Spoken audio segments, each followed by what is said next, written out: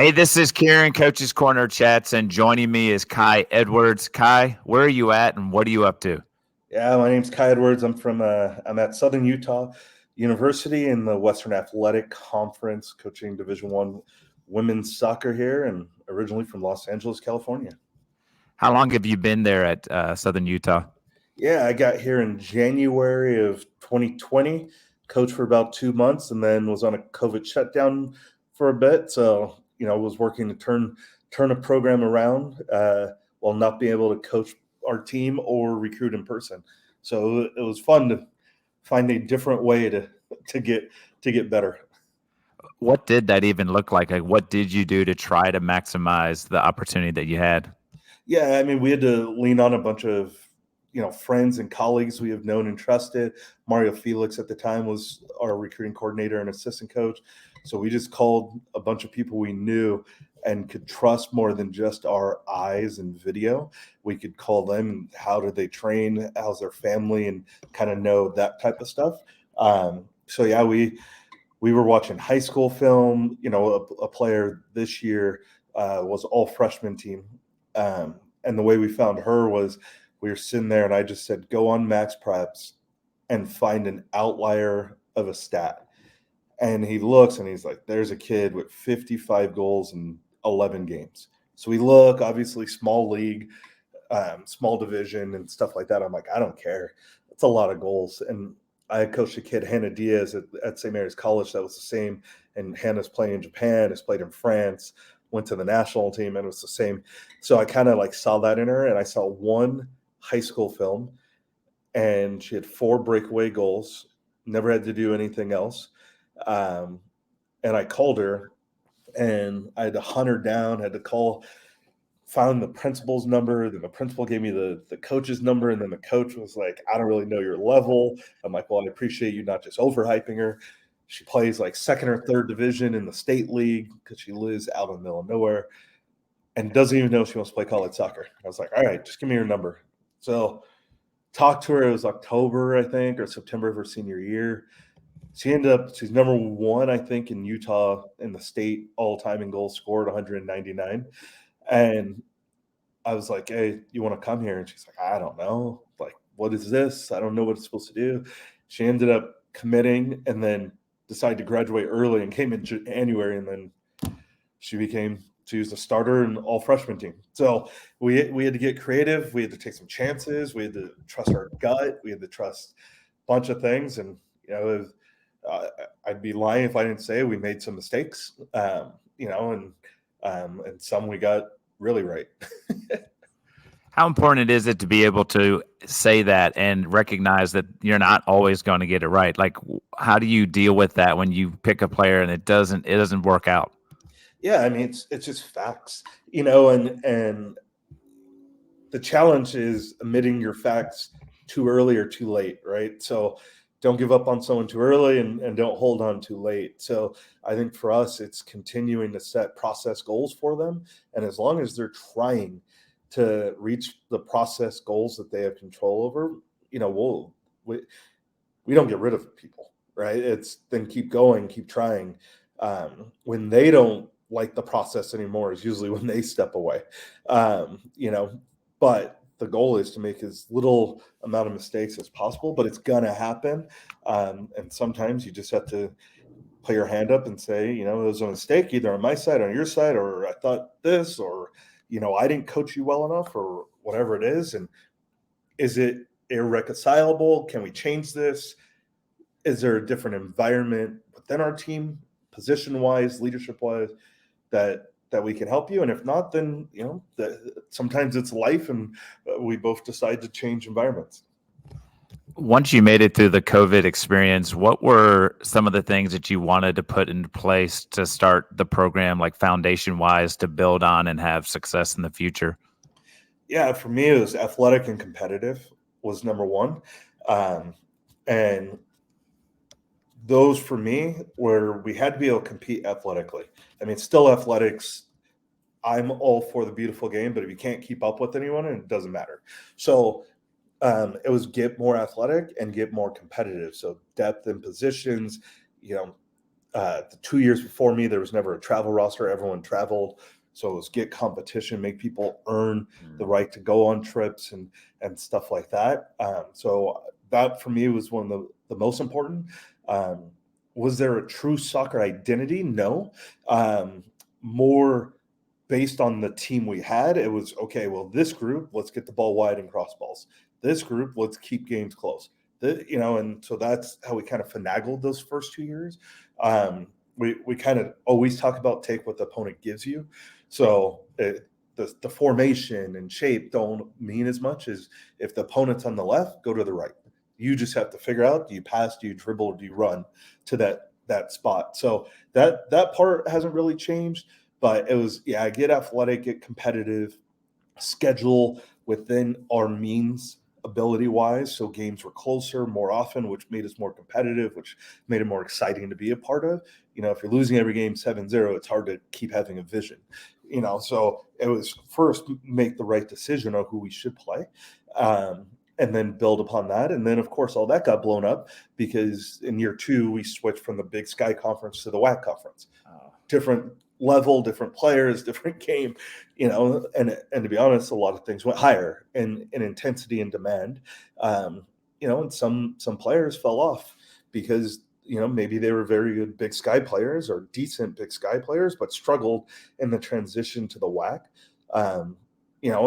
And it was better for them to go make a different decision. And, that was up to them. So, we've had multiple changes in environment since we've been here, but I think that's the new age challenge of dealing with mobility, transfer portal for good and for bad. Dealing with mobility of assistants, mobility of budgets, and conferences. So the ability to be mobile and nimble while also still having a vision. It is life. You mentioned growing up in California. When was the first experience for you in terms of soccer that kind of got you on this path of loving the game? Yeah, I was a rec soccer player until 15. So I played AYSO. I was like an AYSO all-star at 14. And then I got in the club in end of 9th grade. Played for Fram Soccer Club, one of the biggest first clubs in America, and then moved to Nomads down in San Diego. But I would say when I really, and to that point, I would say it was a little more, I just played. When I went to Sonoma State, I was part of the D2 national championship team in 2002.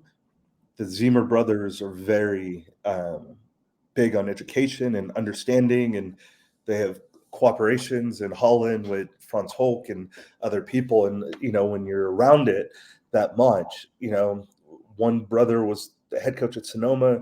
The other brother was the head coach of Santa Rosa United Soccer Club. Another one was running 2 clubs. Another one was about to join the U15 men's national team as an assistant. So you're just around them so much. So I went and got my C license, in my senior year, my B license first year out, and my A 2 years out of college, because they were like, formal education is important. So go do it, because people in where you want to get to want that, but also go learn in different ways. So they just taught me, I went to Europe and watched soccer, and I would go to people's trainings and just pick up things. So I would say my passion for the actual game of soccer probably came later. 99 Women's World Cup, taking a group there. I was helping a U12 Palisbury Soccer Club team who had 2 future World Cup players, Whitney Inge and Kristen Press, on the team. So sitting with them, and you look back, you're like, okay, maybe that sparked me with them, and then Sonoma. But before that, I was basketball, Taekwondo. I'm a black belt in Taekwondo and was part of the national team setup for Taekwondo. So that was more of my higher level experiences. I always tell people, you think it's dangerous to play Stanford in women's soccer, try fighting the number 2 guy in the world from South Korea. You make a mistake, you could not live, right? So my higher level preparation and experiences will come from that, but being a part of a D2 national championship team is also some pretty good experiences. What are some of the things that you take away from the Taekwondo experience that help you when it comes to coaching and dealing with moments and games and practices, etc.? Yeah, mentality. I was in a training studio in California, run by Grandmaster K.S. Choi, who's now passed away. I trained with them from 5 years old to 25, off and on. And I mean, he taught most of the class in Korean, so I knew a little growing up. Fridays and Saturdays were basically championship days, so people would come from all around the state to train there. Junior national champion, full national champion, national team, collegiate national team. So you're in this environment with people that only know one thing, and that's to win. And not win versus average people, win versus the best. So when you're in that environment off and on for 8 years, you learn preparation, you learn from them, you learn how to deal with failure at the highest level. I'm with people that lost an Olympic spot in 2000, and then we're back at training on Wednesday saying I'm going to make the next Olympics or the World Championships in a year and a half, right? So you kind of see that like bounce back mentality, but not like, hey, I'm just upset, I'm just gonna, I should have worked harder. It was, no, here's my plan, I'm gonna go do it, and I'm not gonna accept anything other. So you kind of learn that mentality being around them. Taekwondo in general is an individual sport, so you learn how to individually prepare yourself. But I think it's that, when I got to St. Mary's College, the West Coast Conference was the number 2 conference in the country, only behind the ACC. So we were capable of playing against Stanford, Cal. We went to Kansas. Marquette was a top 25 team.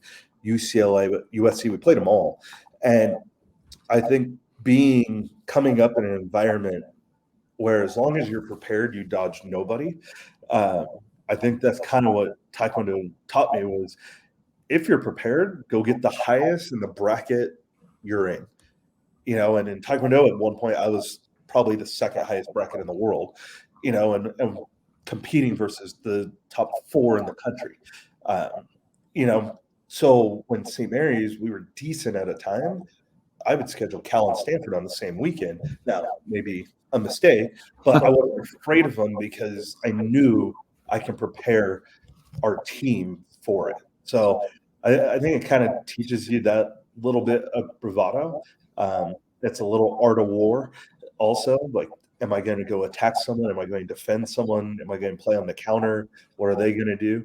I'm a chess person too. So it kind of, that same thing. Okay, they're trying to attack. Do I just defend it, or do I attack them before they even see it? So yeah, you kind of learn all that stuff, and you put it to the game of soccer, and you're like, going to UCLA or BYU on a day, that's scary. I mean, it could still suck, but it's not that scary. You mentioned as well getting coaching licenses while you're still at Sonoma State. When did you get the idea of Kai might be really good at coaching soccer? I still don't have that idea. I think it was more the phrase like I trusted the Zimers a lot, and I still do. There was no reason to ask them why. Like, they told me to go get my C license, so I did it. I didn't even think I asked, why should I? I just asked my mom for $200, asked the club team I was working with $200. I put and went and got a C license. And then they were like, just get them all. And I just kept, I don't think I ever thought about why. I think I just looked at them and did it, and it goes to find mentors you trust, because sometimes they're going to explain why, and sometimes you just do it because they said so, right? And so I just did it and was constantly around failure and greatness as a coach.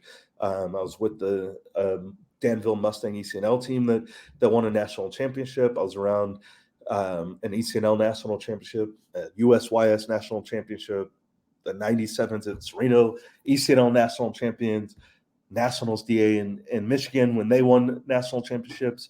So I was around them, but I was also around, a second team that went 0-14, so I think it was just the constant exposure to experiences that made me think this is the environment I'm always probably going to be in.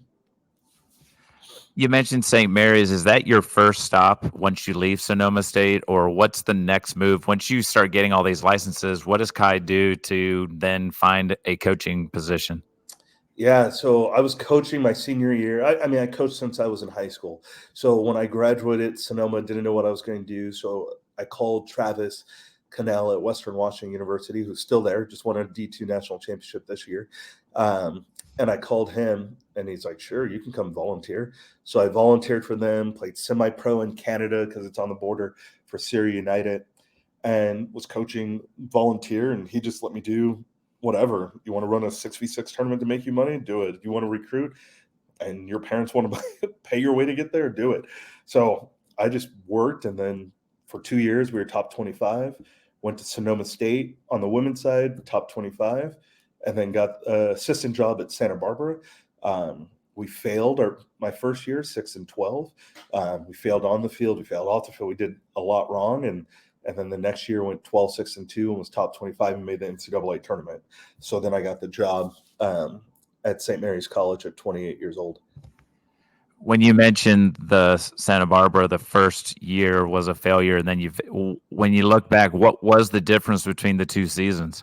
I mean, we got a bunch of kids back. We had 10 scholarship kids were out injured, and some of them were in the summer. Some were bad luck. Some were probably our training environment, was very combative and competitive. So we maybe didn't train them correctly also.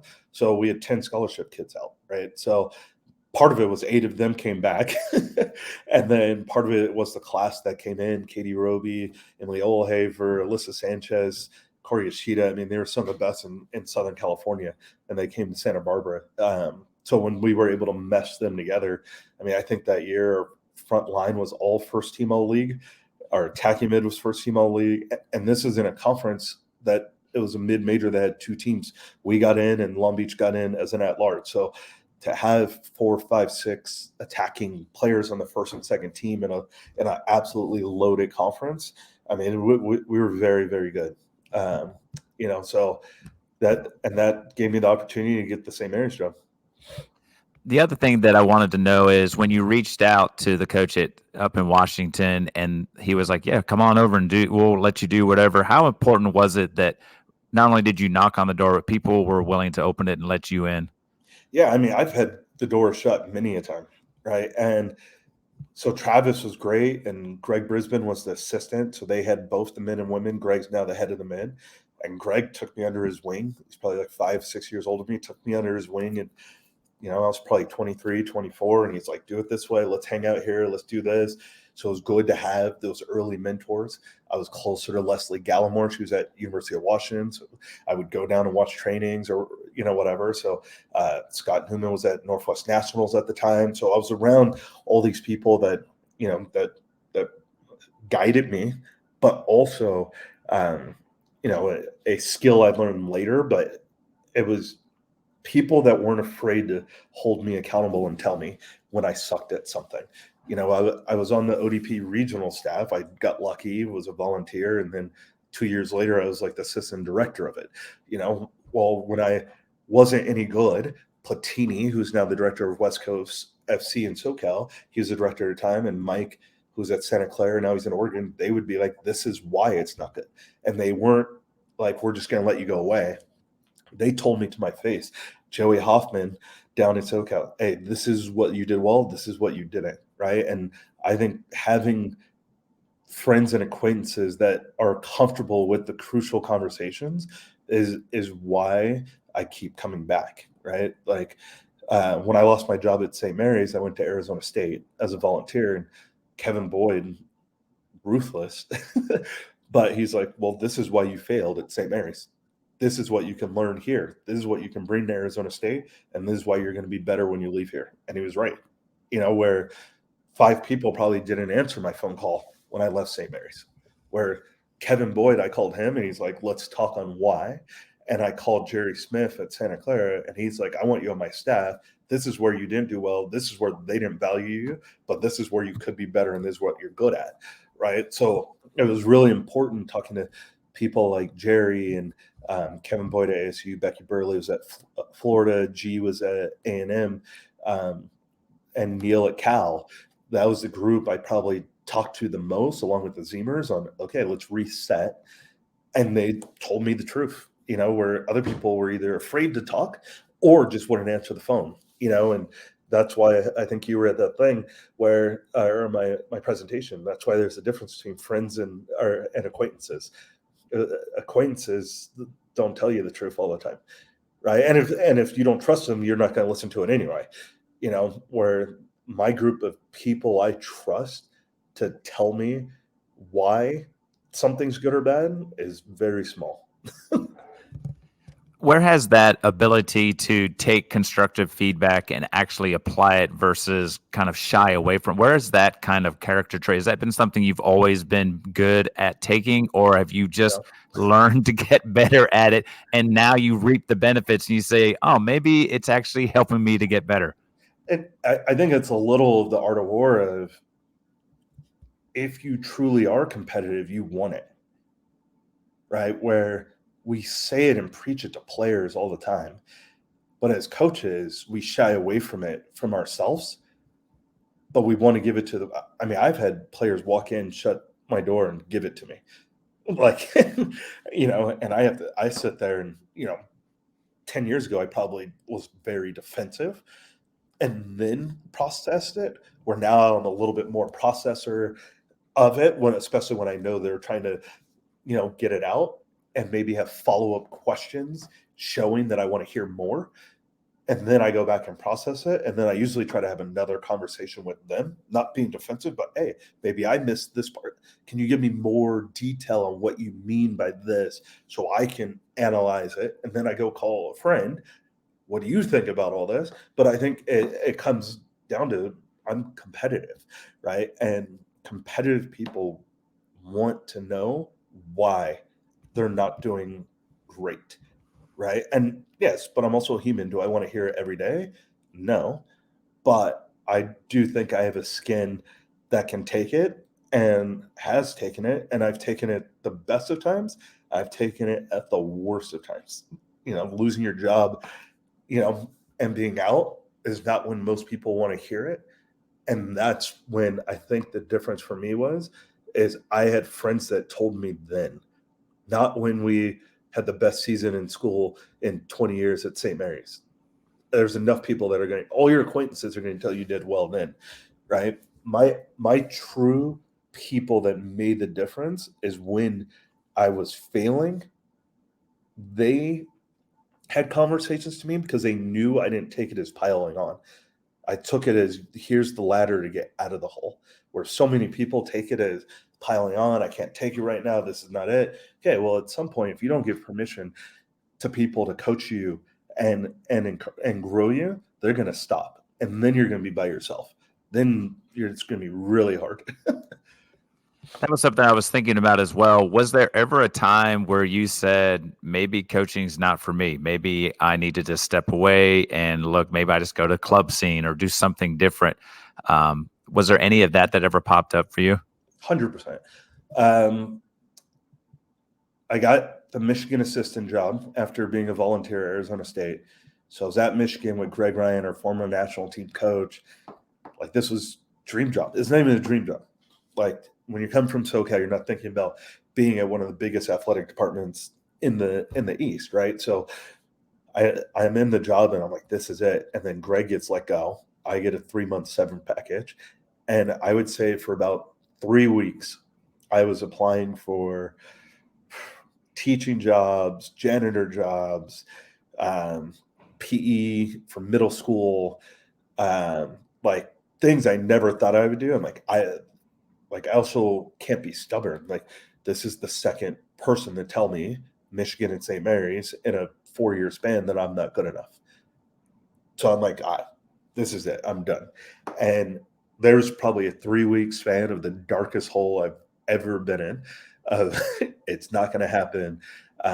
My wife makes decent money. She was still working. So she'd go to work and I'd wake up and sit on her couch and stare out the window for 8 hours a day. And I was done. Like, I wasn't answering the phone. I had a bunch of friends, calling out. No phone, no nothing. There's no bounce back. There's nothing. Like, it was 3 weeks of the darkest hole I probably have ever been on. And then Gronthik, the owner director of National Soccer Club, calls me out of the blue and says, "Heard you don't have a job." I'm like, "Thanks." And then he said, "My buddy Kadani at USC that I used to, we grew up together, said, you're a good coach and I should call you. I have no idea who you are."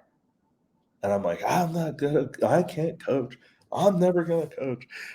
And I went out there, and they're pretty protective of their team. So they give me like a second, third team to train for like a week, send me down to Blue Chip with them in a snow ice storm. And I'm like, I don't need money this bad. I don't want to do this. Like, there's no passion to do it. And G and Jeremy Harkins and Tino and a couple of the leadership group there was like, "We're going to give you our development academy teams. And we've never had anyone else coach our first teams besides us." And I was like, "Okay." And I was like, "I don't even want to do this." And then I took their 2 development academy teams. I called Wampala, Oakland. University used to be at San Diego State. And I was like, "Hey, can I come volunteer? I just want to stay in the game." He's like, "Yeah, of course." Like, whatever. So I was back in. My wife was graduating from Arizona State because she was our grad assistant while we were there.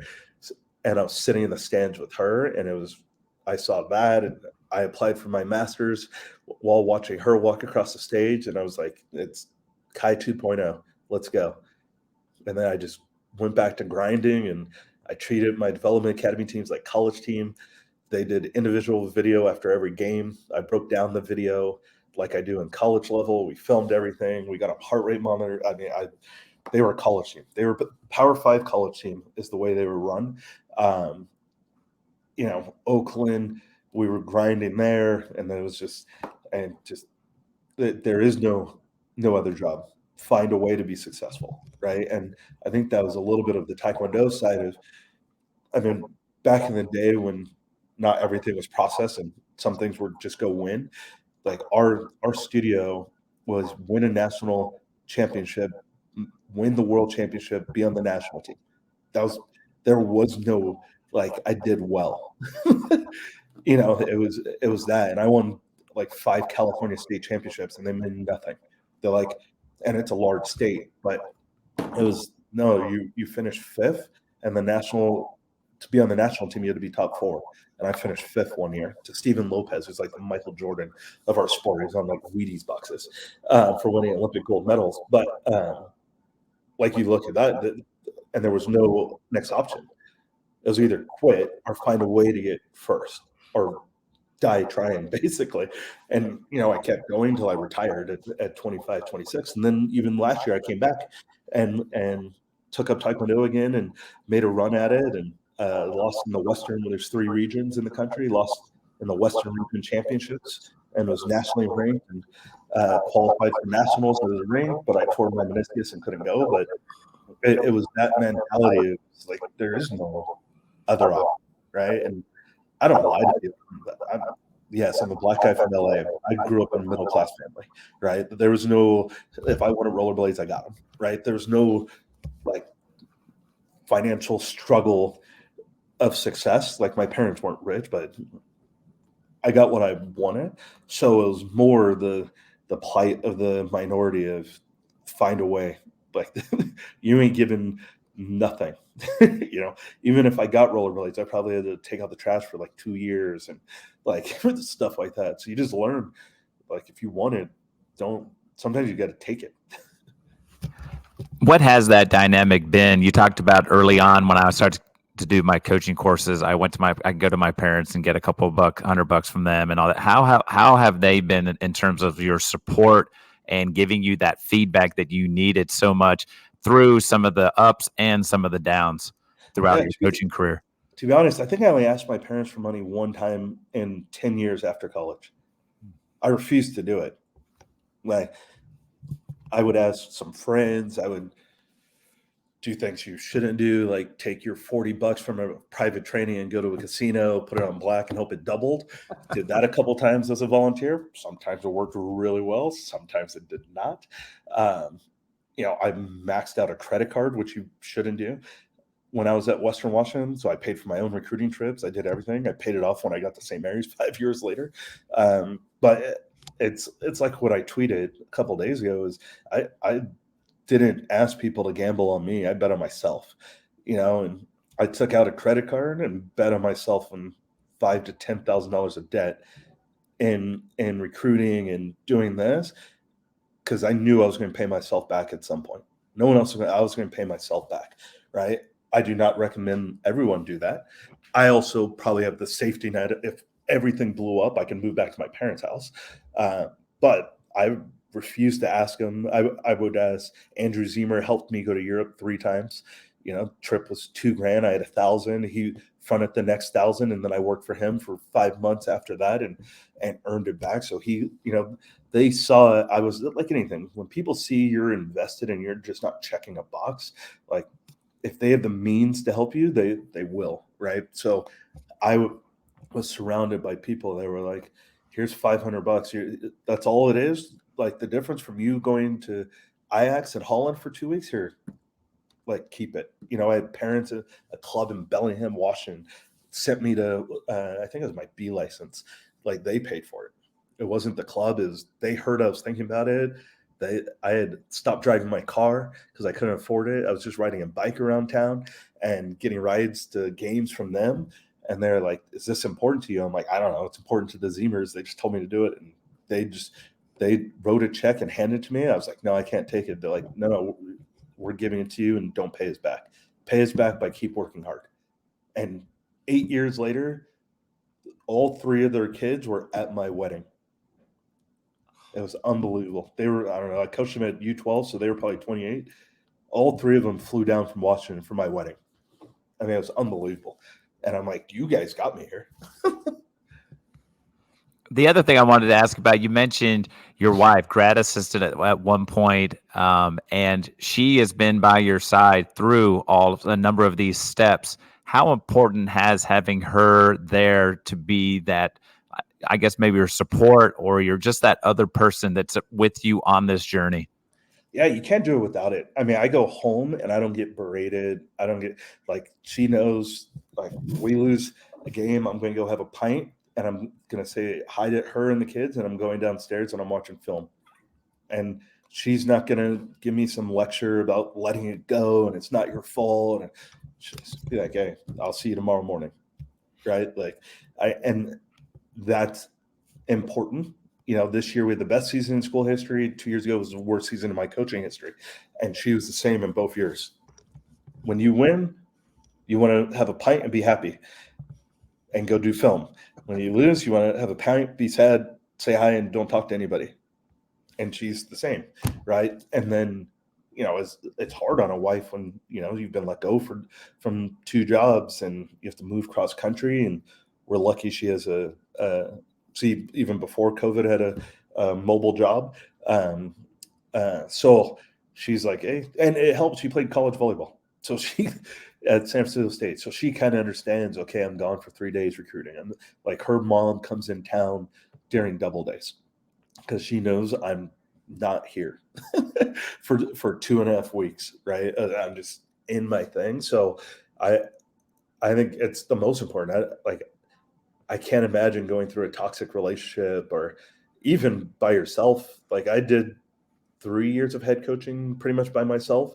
Um, and you go home and you beat yourself up on stuff. Sometimes you get too high on stuff, but and then I added a wife, then 2 kids, and like they don't care. They run up to me if we win or lose, right? So it kind of gives you that perspective.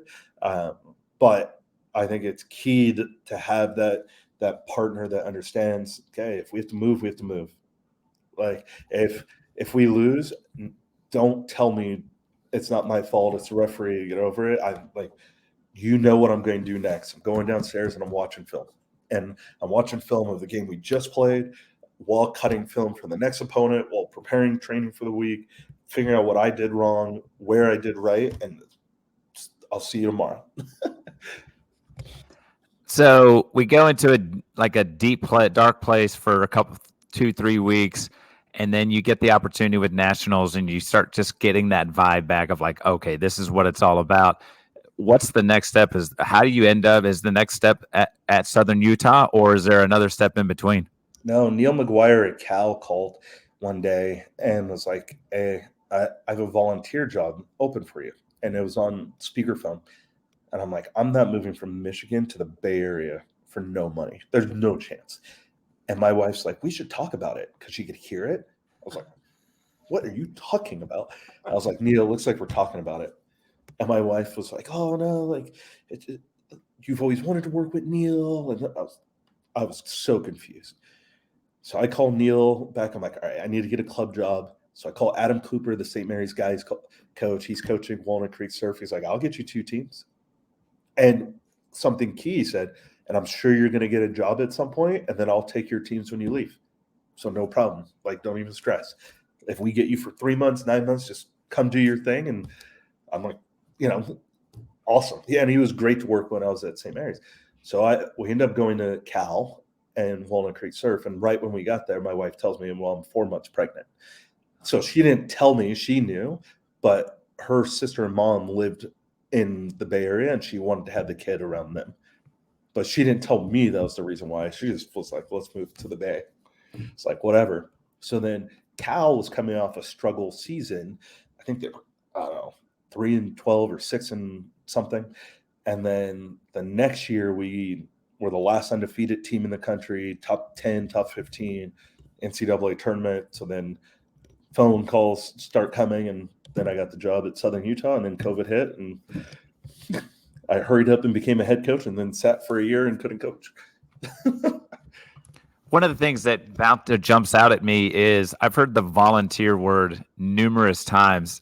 That's something I think a lot of people think you just spring right in and you start making money. How important has it been just to like, okay, it's volunteer and I'll find other ways to make some money, but how important have those kind of like opportunities? Because it sounds like you had a lot more freedom as to like, here's what you're going to do. And it was different situations or responsibilities depending on the program and coach. Yeah, my first job ever was volunteer at Western Washington, and then I found club, and it got me in the door. Then I was paid at Sonoma part-time, paid at Santa Barbara full-time, head coach at St. Mary's for 6 years. Lost my job. So I was coming out of the West Coast Conference, and I moved to Arizona to be a volunteer because I knew I needed to go learn again and learn from someone who's done it. Kevin Boyd had done it. So I went there and I was like, hey, I need to get a job. So Sereno, which is now RSL Arizona, but Sereno Soccer Club in ECNL, it's where Julie Ertz and Sidney LaRue had played. The director at the time was an old coach at Danville Mustang that I coached with while I was at St. Mary's. So it was his team that won the national championship in ECNL. I was his assistant. He's like, oh, I'll take our ECNL teams. Blah, blah, blah. So that's where I kind of made my money. Got the job in Michigan, lost the job. Oakland, I had to reinvent myself, go be a volunteer at Oakland, had to be a volunteer at Cal. So when people say, yes, am I privileged in I have a wife or I have the ability to make money in the club scene or being a consultant, of course, but I also built that part. I built the part to have the second skill set to run clubs and coach clubs while being a volunteer. But before I got here, 4 of the 5 years before I got here, I was a volunteer. Only year I got paid was Michigan. 2 years at Arizona State, no pay. Michigan pay. Oakland, no pay. Cal, no pay. And people think, oh, I'm like, bro, I was 30-something. I was 30-something and was a D1 head coach. And I had to go back and create new opportunities. And again, it's not lost to me. I have a skill set that makes money other places, and I have a wife that's supportive. But on a single income in the Bay Area, ain't easy no matter what. And we were at a burn rate. I won't say the number, but it was not going to be sustainable longer than a year and a half. So we got to Cal in July, and I was gone in December. And we burned through half of our savings. Like, our burn rate was ridiculous. But it was betting on ourselves to get back to where you want to get to. How important, you talk about having the kids and such, how important has it been for you when you look at them as like a role model as to dealing? We talk about the art of war and some of these other things, and they're seeing you go back and compete in Taekwondo. How important has it been for you and your wife to kind of say, hey, we're betting on ourselves? You said that a couple of times, but I think it's really cool. How cool is that for them to see it? And how important is that for you as you continue to like run a program and all the things that are involved? Yeah, and one of my biggest phrases is being a problem solver. And I mean, we tell our 3 and 1.5-year-old to solve the problem, right? If it's, I'm stuck, I need to walk around the chair instead of through it, whatever. So be a problem solver, right? And for them to see it and be around it, do they process everything? No, but I bet they process things we don't know they do. So I think it's important to not be, if you don't want your kid to be a quitter, don't quit, right? If you want to tell your kid to get knocked down and cry and get back up, you can't get knocked down and lose a game on Sunday and quit and not want to coach practice on Tuesday, right? So like they need to see the the controllable responses so often. But then the other part is, when you're single, I mean, I've only lost a job when I was married. Maybe it is her fault. Who knows? But when I was single, um, and I moved, I don't have to tell anybody. I have to tell my landlord, here's first and last, and I leave, right? Or now, like our kid was born on December 13th, 2019. I got the job here on the 11th. I was commuting back and forth from Utah to California for 2 months because we wanted to have her checkups and everything in California. I was coming here. I was here Friday. I was training Friday, training with the team Saturday, hanging out Sunday, train the team Monday, train the team Tuesday morning. I was coaching a boys high school team, Monte Vista High School in NorCal. So, and they paid decently. So I didn't want to give up that pay. And we were in the middle of season. So I was flying back. I would train the team 6 a.m. in Utah on Tuesday, drive down to the Vegas airport. Didn't want to pay too much parking. Would park at Amanda Smoot's house, the director of Albion DA. Drop my car off there. She would drive me to the airport. Then I'd fly to Oakland, get on BART the train, get it all the way into Walnut Creek. Wife would pick me up at 3, drive me to the high school game, walk straight on the field during warmups, 5:30, coach the boys team, coach them Tuesday, coach them Wednesday, coach them Thursday, and fly back Friday. Did it for 6 weeks while hanging out with my kid. I mean, it was a disaster. Thank you, Southwest, for the flights, but it was what you had to do, right? So, and part of that was to give the kid a better life, and making decisions. I was back on health insurance. I took myself off health insurance for 2 years, and saved the money and put it somewhere else and just hoped I didn't get hurt. Once again, do not recommend that for anybody. But also, sometimes you got to do what you got to do to get what you want to get, right? So, starting to make decisions on, we had the year in 21 here where we go 2-13-2, and I had just had our second kid, and I'm looking at them and I'm like, I can't get fired, right? And we're going to work, recruit here, fly here, watch video here, prep here, do whatever it takes. And don't look, and it goes back to art of war and chess. Don't look at the obvious. Who's on my team, right? That's part of it. What's around my team? What's scheduling? What time are we practicing? What are the processes that are going into creating the environment for them to go? Is it just players? Is it players this year? Is it our training environment? Is it the way we're playing? Our video, how we give them video, too much video, not enough. It was everything. Analyzed absolutely everything and had to, right? But part of it is I'm looking at both my kids and I'm like, they like their daycare. So it's on me if I have to be harder, if I have to be nicer, if I have to whatever it takes. And I think that kind of goes to, you know, what you see, what you don't see, and sometimes the best fight is to go around it, and in Taekwondo, like there is no other way. Like we were old school Taekwondo at our studio. That second and third maybe because it was a medal, nothing after third mattered, and they were not afraid to say it. One of the other things I wanted to talk about, and you mentioned it at the convention during your presentation, when you look at college soccer and just coaching in general, it's a lot of white coaches. What has that experience been? Have there been obstacles for you based on just because of the color of your skin? How have you kind of dealt with that? Is that something that comes across your mind? And the opportunity that you have now at Southern Utah, and what you can do for other coaches out there that are looking to make it to the next level? Yeah, I mean, obviously nothing's ever provable, but yeah, do I feel like I've been on job interviews and been the Rooney Rule? 100%.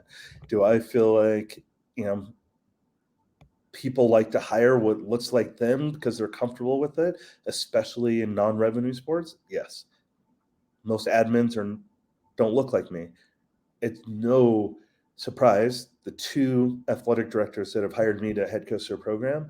One is Mark Orr, who's light skinned black, and one is Debbie, who grew up in the South, um, who's unbelievable. And her goal in life is like eradicate racism, right? So, there's no surprise. Those were two of the opportunities that I've had the most. Gronthik is from Asia, some part of Asia, I don't know. The director at Nationals. So yeah, it's no surprise. Those are the doors.